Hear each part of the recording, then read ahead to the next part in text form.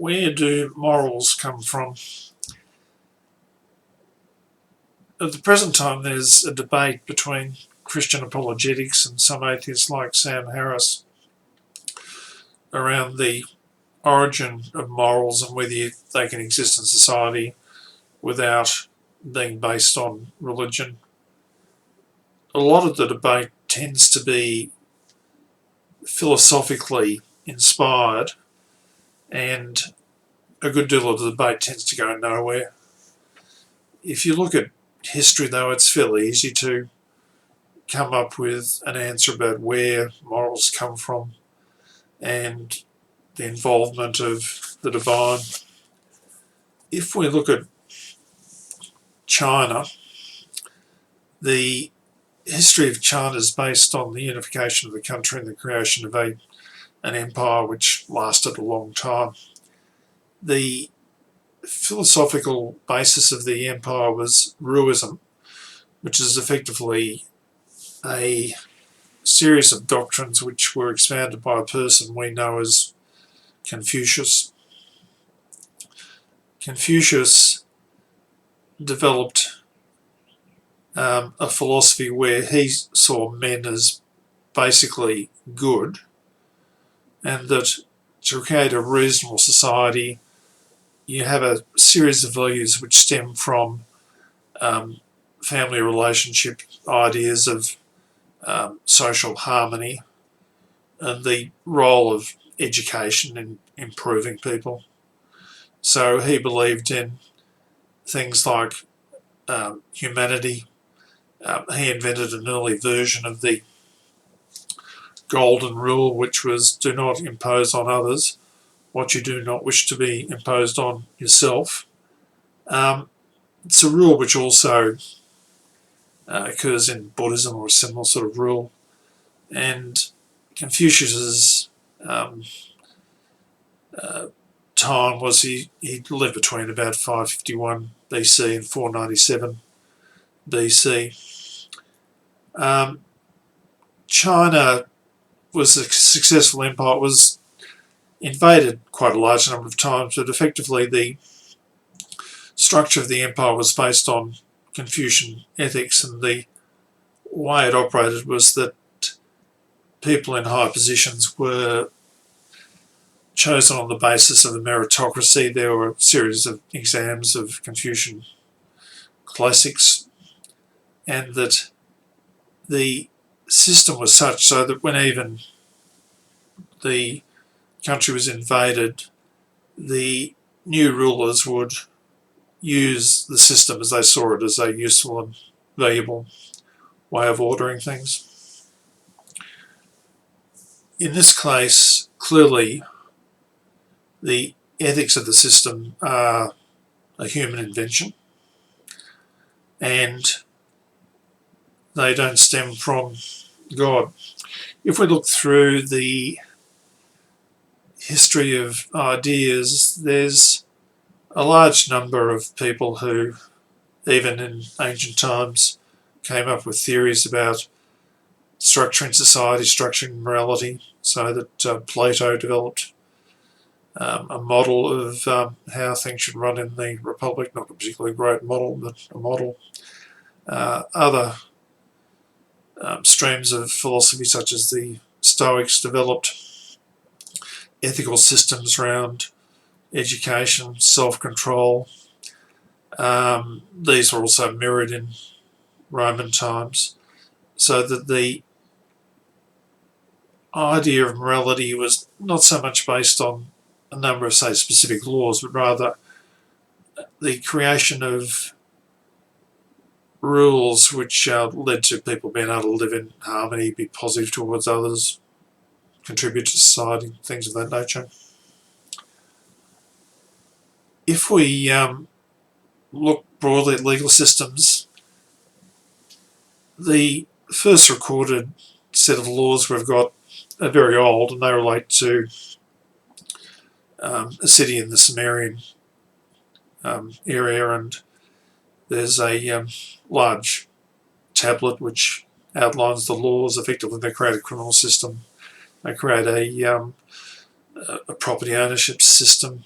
the system's not particularly great. It sort of gives greater rights to the higher ups in society. But the reality is that when you have any complex society such as is shown in ancient society, where there are cities, land ownership, institutions such as slavery or trade, you need laws to create rules around the ownership of property, transfer of property, contracts, the rights of people, so that all human society effectively develops laws, customs and morals as a means of maintaining and regulating interaction between people.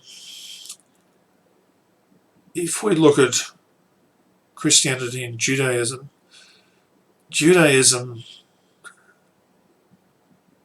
rose in a small area of the Middle East where the original state of Israel, or after the states separated into Judah and Israel, effectively the states were not military superpowers for large periods of time. Judah was subject to the Babylonian Empire, the Persian Empire, the Roman Empire didn't have an independent existence. Prior to that had been a subservient state to the Assyrian Empire. The rules and religious precepts developed by it effectively didn't have any wide currency. The Bible was translated into Greek somewhere around 200 BC, but it was not a document which became important until the spread of Christianity. So that it seems fairly hard to make an argument that religion has played a significant role in the construction of laws and the morality in historical times. The Roman Empire turned Christian in the 4th century. Prior to that,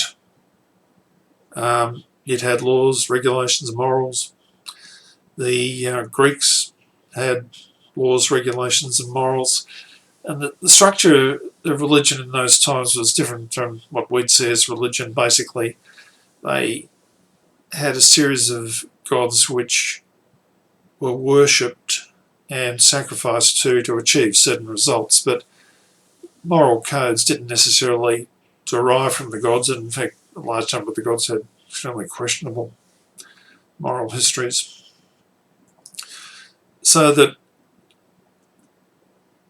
when Christianity was established, things changed in a significant way. The Christians set up a theocratic state which mandated Christianity as an exclusive religion. Thought crimes were created, the dissemination of ideas was controlled, and that existed up to a bit after the Reformation. But in terms of history, the link between religion and the creation of laws and morals has been fairly limited in time, and also it's pretty much been limited to Europe. You've had China, other places where they've come from a different tradition. Effectively in China, as we've said, the structure of morality and rules of law has come from a secular source and has been a successful society. If you look actually at the Christian and Jewish laws, the New Testament doesn't have a lot of specific legal things in it. It has obviously doctrinal things. The Old Testament has a number of laws, but broadly they're laws which nowadays are not seen as in any way something which would contribute to a state. The Old Testament had rules around restricting or controlling slavery. There are a wide range of other laws, such as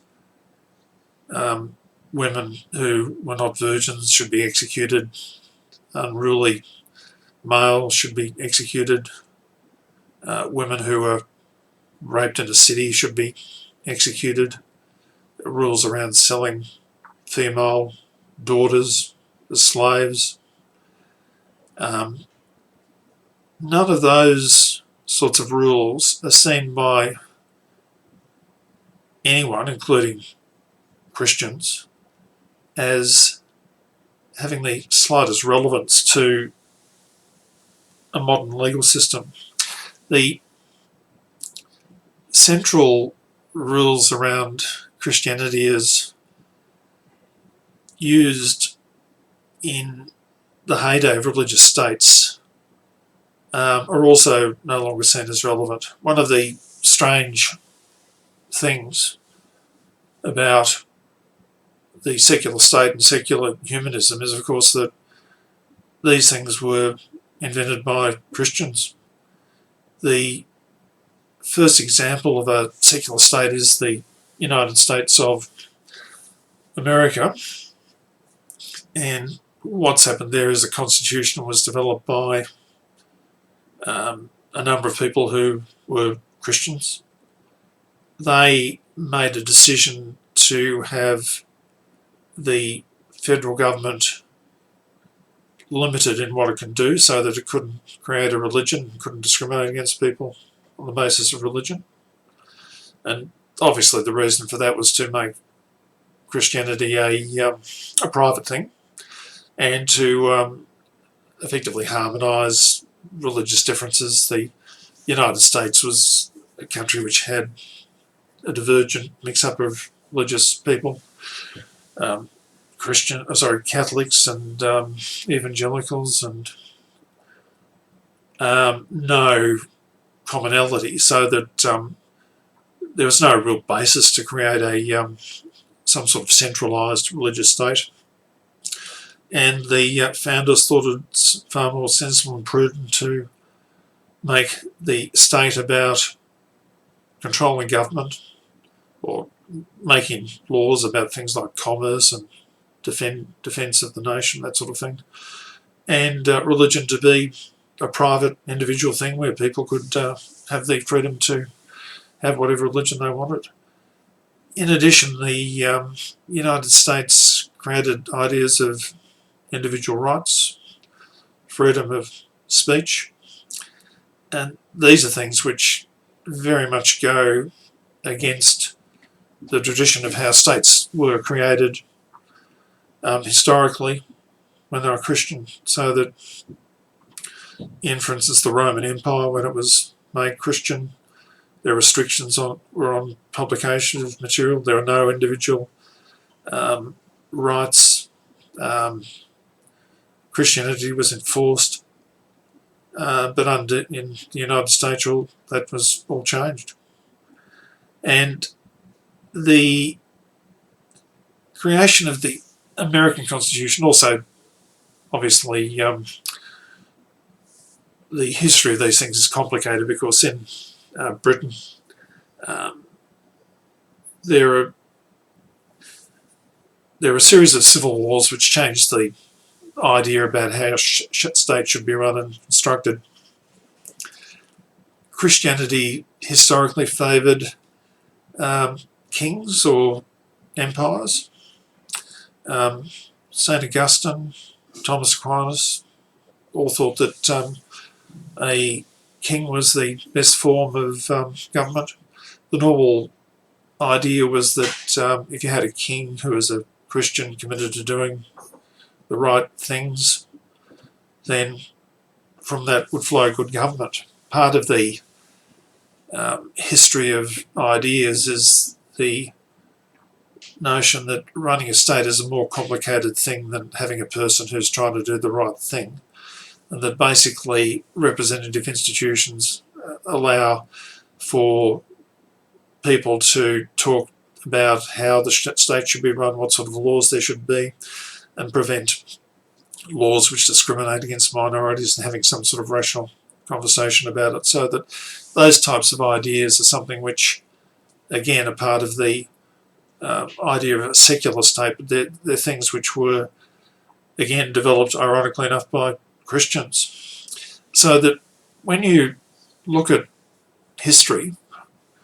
the broad reality is that laws and morals are clearly invented by people. If you look at the idea of the relationship between religion and morals, historically it simply hasn't happened. In the time when the Roman Empire was converted to Christianity, it was thought to be okay to have a monarchy. The use of torture was seen to be fine, especially torture as a investigative tool. Punishments weren't proportionate to the crime. There was a restriction of freedom in terms of what people could talk about. All of those ideas were seen as consistent with Christianity, but over time, thinking about those things has changed. And modern states now reject all those ideas, which are effectively a rejection of religious principles. So the reality is that there is simply no relation between religious morality and morality generally, or the way we construct states. There was, for a while, a link when you had theocratic states, and you've probably still got the same now in Iran. But generally speaking, the movement of history has been to move against that and to think that it's far better to have states in which people construct systems which effectively work and are fair.